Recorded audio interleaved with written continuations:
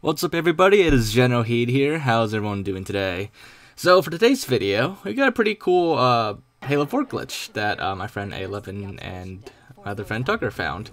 And it's actually, it's a small glitch, but it's actually kind of interesting. It basically lets you mess with the first person camera during scripted events in Halo 4, or QuickTime events as well. And it's not like a major change to the way the camera works, but you get some pretty interesting results in certain QuickTime events or certain cutscenes, I guess you could say. So to do it, it's quite simple, really. All you gotta do is just look to the left or right, and then pause, and then have the other player load the cutscene, the cinematic, or the QuickTime event. They will be controlling it, but on your screen, normally what you should be seeing is what they see in first person. But because you looked somewhere horizontally in a different direction and you paused, it just messes with the camera. Like in this case, it's like really zoomed in and kind of like at a slightly different angle. The results vary depending on the cutscene you use, but in the case of this first cutscene where you're climbing up, you get the camera's just like, I don't know, it's like kind of forward and it kind of clips through your arms and your chest a little bit. You can kind of see it a little bit. You have to keep the screen paused though. If you unpause, then it'll reset it and then it'll be back to normal for you. So unfortunately, you know, I can't remove the pause menu screen, so you have to like look behind it. But if you do it correctly, then you should be seeing some weird glitching first-person cameras like this through the pause screen. Now this also works on a bunch of other missions, and actually the last mission, Midnight, is probably the best one to do this on, especially the boss fight, well, quote-unquote boss fight against the Didact. But there's some other moments that look pretty cool too. So let me just show you one of the first ones that you can do here. So this one, actually, you can look in any direction you want in this case, and your camera will actually stay in that direction while the Cortana moment is going on here. So in this case, you know, we don't see Cortana at all because we're facing left, and that's where we paused. So that's one different thing. The other pedestals you can kind of do if you do it by yourself, because they don't load for the other player, so you have to like pause if you can do it by yourself. But for best results, do the ones where it loads for both players, and make sure the other player does it while you're paused, unless you want to show them, in which case they have to be paused while you load up the cutscene. So, like I said, it only affects the scripted events or the QuickTime events. It doesn't affect the actual cutscene itself.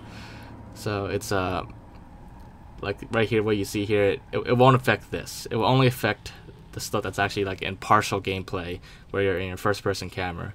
Like right here, where Cortana gets zapped, your camera is kind of like zoomed backwards a little bit, and you can like see your shield recharging there and everything. It's kind of like trippy. Now, the best cutscene, or the best moment that you could use this on to mess with, is the fight against the Didact. That whole like scripted QuickTime event battle, it yields some pretty interesting results if you do this. So same thing, just look to a different side, pause, and then have the other player load the cutscene. You can skip the cutscene if you want. You have to watch it. It will still work just fine. Now, keep in mind, this is actually very important for this last cutscene. If you want to mess with the Didact scene, it only works for the non-host, because apparently only the host has control over the cutscene. So only the non-hosts can see this little glitch. Otherwise, if the host is paused, then you'll just be hanging here the whole time, and you won't be able to progress. It'll just keep like reverting to last save. But anyways, let's take a look at what's going on here. So in this case, the camera's at such a weird angle that it looks like your arm is detached and the arm is like crawling by itself. And in this case, if you let the Didact toss you off, like you could see like at a different angle where your whole body gets like twisted around when he lifts you up. It's kind of stuff that you never see off camera. You know, kind of like if we could like fly around during a cutscene, you'd be able to see more, but you can kind of see a little bit of it with this glitch. So let's actually do the boss fight correctly. It just looks so weird with the arm going that way, especially like when it first like crawls a little bit.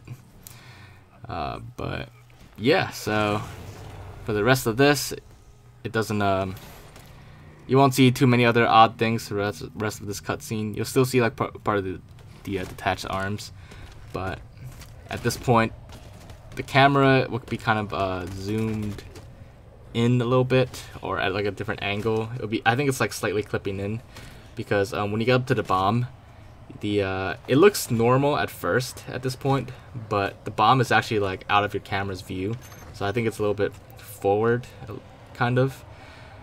So that's about the last thing with this. Now this glitch, it will work on other cutscenes throughout the game, like scripted events, because I know there's a few of the missions with similar things, not as like major as this, but a few like minor ones, like hitting a button on the wall or activating the switch. Those would still work. You just won't get as like cool results as this one. But yeah, so hopefully you guys did enjoy this, and if you did, make sure to leave a like, leave your thoughts in the comments. If there's anything else for me to check out or look into, just let me know, and as always, I'll do my best to get around to it. But other than that, make sure to subscribe if you haven't already, and I will see you all next time. Bye guys!